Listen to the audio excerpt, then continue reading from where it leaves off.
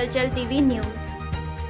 वित्त मंत्री शुक्रवार को स्थानीय जाट भवन में जाट महासभा द्वारा आयोजित दीनबंधु छोटूराम जयंती समारोह में बतौर मुख्य अतिथि बोल रहे हैं।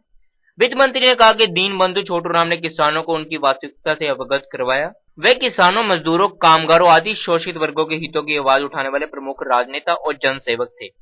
वित्त मंत्री ने कहा कि किसानों के उत्थान के लिए योजना बनाई जा रही है और आने वाला बजट किसानों और कृषि के लिए ही होगा। उन्होंने कहा है कि प्रदेश में किसानों को भारतीय जनता पार्टी द्वारा मुआवजा दिया गया है, बिजली बिल पर माफी दी गई है, गन्ना किसानों को भी राहत दी गई है। उन्होंने कहा कि भारत के पूर्व प्रधानमंत्री अटल बिहारी वाजपेयी जी ने राजस्थान से लेकर देश भर की जाटों को आरक्षण दिया है, वह उनको पूरा करने में लगे हुए हैं।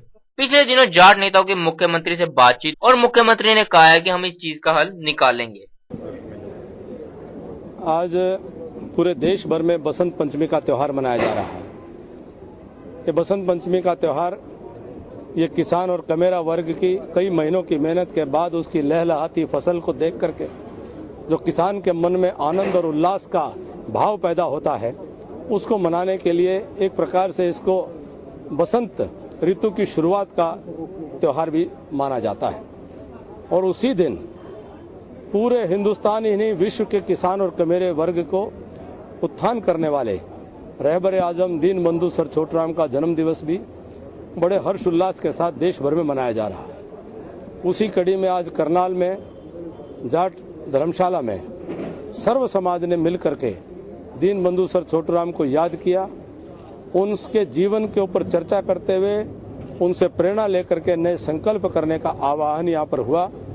और मैं तमाम हरियाणा प्रदेश के निवासियों को बसंत पंचमी और दीनबंधु जयंती की बहुत बहुत बधाई और शुभकामनाएं देता हूं। सर, छोटूराम किसानों की आवाज उठाते रहते थे उस टाइम पे, आजादी से पहले की बात है। आज भी किसान प्रदर्शन कर रहे हैं। सरकार किस तरह के प्रयास कर रही है? स्वामीनाथन आयोग की रिपोर्ट और किसानों को मुझे बड़ी खुशी है कि पिछले 15 महीने में भारतीय जनता पार्टी की हरियाणा प्रदेश में सरकार ने किसान के पक्ष में वो काम करके दिखाए हैं जो पिछले 49 साल में हरियाणा बनने के बाद कभी नहीं हो पाए थे।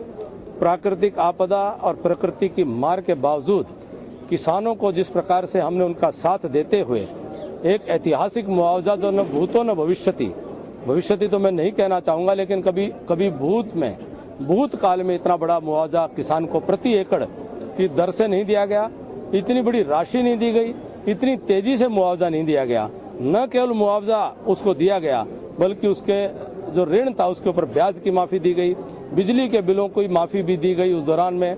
और साथ साथ जो गन्ना किसान थे उनको हमने कोऑपरेटिव शुगर मिल के माध्यम से ही पूरी पेमेंट नहीं बल्कि प्राइवेट शुगर मिल को भी हमने बहुत बड़ी रकम की मदद दे करके वहां के किसानों को सीधा हमने पूरी कीमत देने का काम किया है।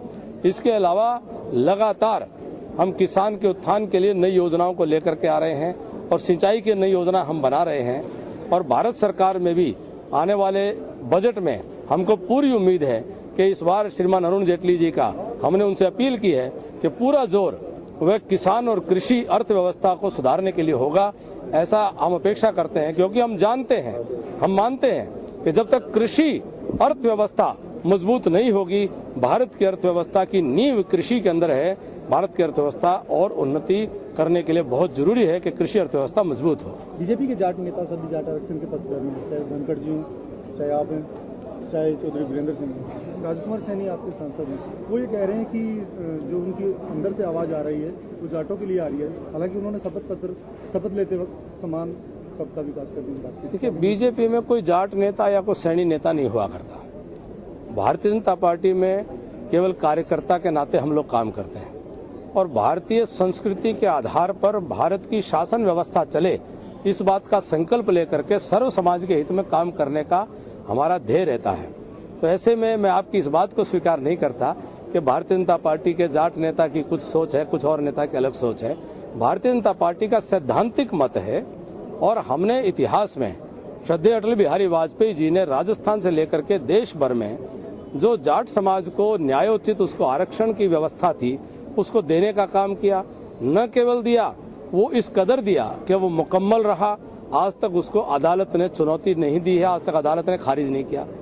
करनाल से हलचल टीवी के लिए केसी आर्य की रिपोर्ट। आप देख रहे हैं हलचल टीवी न्यूज।